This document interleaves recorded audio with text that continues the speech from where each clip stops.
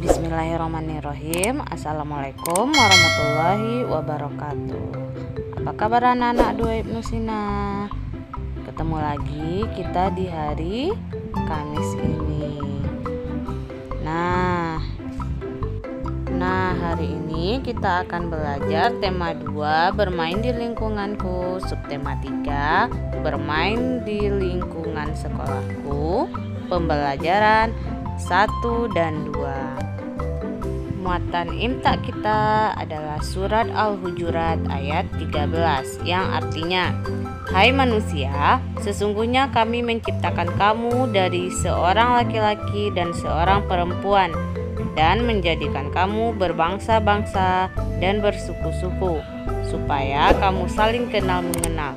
Sesungguhnya orang yang paling mulia di antara kamu di sisi Allah ialah orang yang paling takwa di antara kamu. Sesungguhnya Allah Maha Mengetahui lagi Maha Mengenal. Nah, tujuan pembelajaran kita hari ini adalah yang pertama, anak-anak ibu mampu mengelompokkan benda berdasarkan wujud serta membuat cerita berdasarkan gambar. Yang kedua, anak-anak ibu mampu mengenal pembagian sebagai pengurangan berulang. Yang ketiga, anak-anak ibu mampu mengidentifikasi alat-alat yang digunakan untuk menggambar.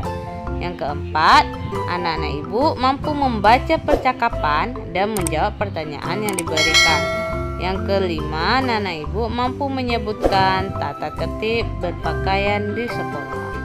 Itu tujuan pembelajaran kita anak-anak ibu. Nah, sekarang kita masuk ke tujuan pertama kita, yaitu mengelompokkan benda berdasarkan wujudnya serta membuat cerita berdasarkan gambar. Kita mulai ya anak-anak ibu. Oke, anak-anak ibu, ayo amati gambar berikut ini ya. Coba lihat, itu gambar apa ya anak-anak ibu? Nah, wujud benda ada yang padat, cair, dan gas. Setiap hari kita menggunakan benda dengan berbagai wujud, misalnya saat kita mandi, minum, dan menyiram bunga. Air yang kita gunakan termasuk benda cair. Benda padat apa saja yang kamu gunakan sehari-hari? Banyak ya anak-anak ibu. Benda gas apa saja yang kamu gunakan sehari-hari? Juga banyak. Sekarang coba perhatikan gambar di atas itu. Pernahkah anak-anak ibu main bola air seperti itu? Coba sebutkan wujud benda apa saja yang ada pada gambar itu. Nah, coba kita sebutkan. Di situ wujud bendanya apa? Bermain bola air itu wujud bendanya apa? Wujud benda gas. Yang di dalam bola itu wujudnya gas karena ada udara ya anak-anak ibu. Nah, kalau gelembung itu dia benda apa? Gelembung saja yang belum ditiup misalnya. Itu wujud bendanya padat ya anak-anak ibu. Nah, kalau udara di dalamnya itu gas, tapi kalau gelembungnya itu wujudnya padat. Airnya wujud bendanya apa? Dia kan bermain bola air. Berarti wujud bendanya apa? Cair. Udah ketemu ya anak-anak ibu? Udara di dalam bola itu wujudnya gas, gelembungnya atau gelembungnya saja itu wujud bendanya padat, kemudian airnya wujud bendanya cair. Itu dia wujud benda yang ada pada gambar. Nah, sekarang perhatikan lagi anak-anak ibu. Ayo kita berhitung ya. Sekarang kita masuk pembagian ya anak-anak ibu. Perhatikan baik-baik. Nina dan teman-temannya bermain lempar bola.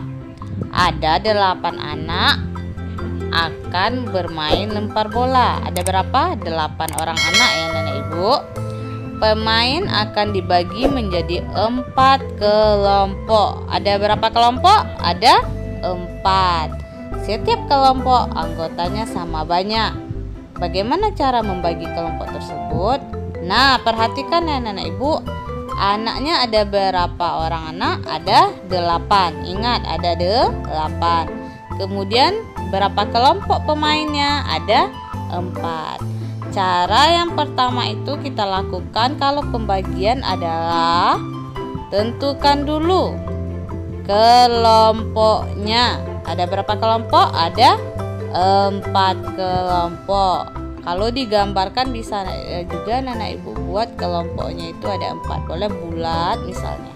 Nah, tapi kalau ini ada 8 orang anak ya, berarti kita kelompokkan dia dulu menjadi 4 kelompok.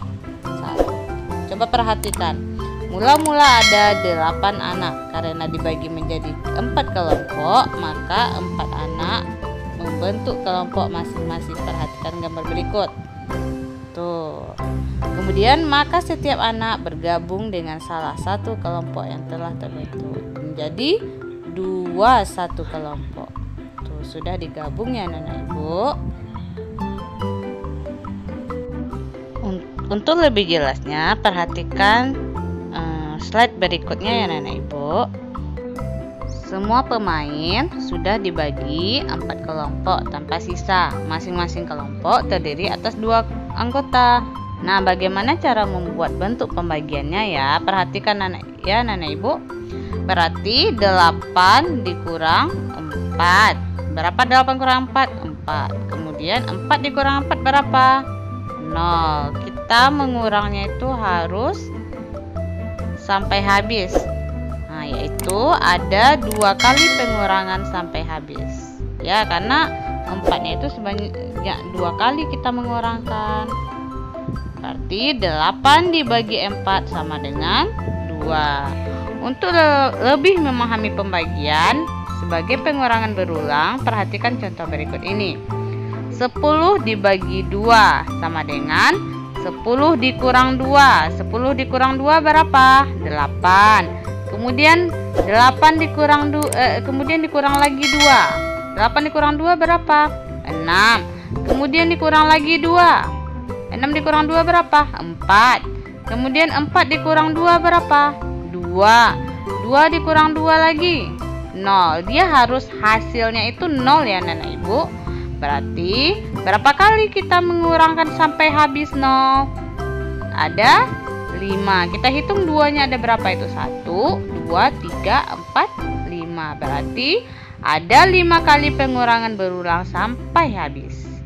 Jadi bentuk pembagiannya yaitu 10 dibagi 2 sama dengan 5. Seperti itu ya anak-anak ibu. Bisa ngerti? Oke, kita lanjut. Nah, selanjutnya kita akan belajar tentang alat-alat untuk menggambar. Tapi sebelumnya kita harus tahu dulu, yaitu gambar imajinatif. Gambar imajinatif adalah gambar khayalan. Gambar imajinatif berarti gambarnya itu tidak nyata. Nah, caranya itu misalnya kita lagi menghayal nih. Kayak saya mau membuat gambar rumah. Kira-kira bagaimana ya? Rancangannya itu ada dalam pikiran kita dulu ya. Nah, perhatikan. Deli ingin menggambar pohon imajinatif. Deli ingin membuat gambar pohon dari susunan kertas warna. Deli membuatnya di buku gambar. Nah, dia lagi berpikir, lagi menghayal, gimana ya cara membuatnya. Nah, alat-alat gambar yang digunakan yaitu kertas, pensil, pensil warna, dan penghapus. Ini contohnya ya. Nah, selanjutnya kita menjawab pertanyaan dari percakapan yang diberikan. Tetapi terlebih dahulu kita membaca percakapan berikut ini ya anak-anak ibu. Ketika jam istirahat sekolah tiba, Joni bermain dengan Tony. Joni bercerita kepada Tony tentang permainan gelembung sabun. Joni pun menunjukkannya kepada Tony. Perhatikan, bacalah percakapan Tony dan Joni berikut ini. Kita baca sama-sama ya anak-anak ibu. Joni berkata, "Made, kemarin aku bermain gelembung sabun." Made menjawab, "Permainan apa itu, John?" Joni berkata, "Kamu nanti bisa mencobanya di rumah." Tony menjawab, "Sepertinya seru ya." Kemudian Joni berkata, "Iya, sediakan air sabun dan sedotan minuman." Tony menjawab, bagaimana membuat gelembungnya? Kemudian Joni berkata, masukkan sedotan minuman ke dalam air sabun. Tiuplah sedotan limun itu, gelembung akan keluar dari sedotan itu. Joni menjawab, wah, bagus sekali, aku akan mencobanya. Kemudian Joni berkata, ingat ya, bermain gelembung air harus di halaman rumah, jangan di dalam rumah. Joni berkata, baiklah, terima kasih atas ceritamu yang menarik. Nah, bagus ya, dia membuat gelembung air sabun. Itu merupakan wujud benda cair dan gas, karena air itu wujudnya cair dan gelembung itu wujudnya gas. Kemudian kita jawab pertanyaan dari percakapan berikut ini ya anak-anak ibu. Nah, setelah kita membaca percakapan antara Tony dan Joni, mari kita jawab pertanyaan berikut ini ya anak-anak ibu. Yang pertama, apa nama mainan yang diceritakan Joni? Apa nama mainannya? Bermain gelembung sabun. Yang kedua, bagaimana cara memainkannya? Caranya yang pertama, masukkan sedotan minuman ke dalam air sabun. Kemudian tiuplah sedotan minuman itu. Gelembung akan keluar dari sedotan. Begitu cara memainkannya. Nanti bisa anak ibu praktekkan ya bagaimana cara main gelembung sabun itu. Yang ketiga, apa wujud air sabun? Air sabun apa wujudnya? Cair. Kemudian tuliskan ciri-ciri benda gas berdasarkan cerita tersebut. Ayo, ciri-ciri benda gas apa saja? Ya, berdasarkan cerita. Menempati ruang. Kenapa ciri benda gas itu menempati ruang? Karena gelembung sabun itu kan dia bulat, ya kan? Berarti ada ruang di dalamnya, ya kan? Ya, ruang di dalamnya itu adalah benda gas.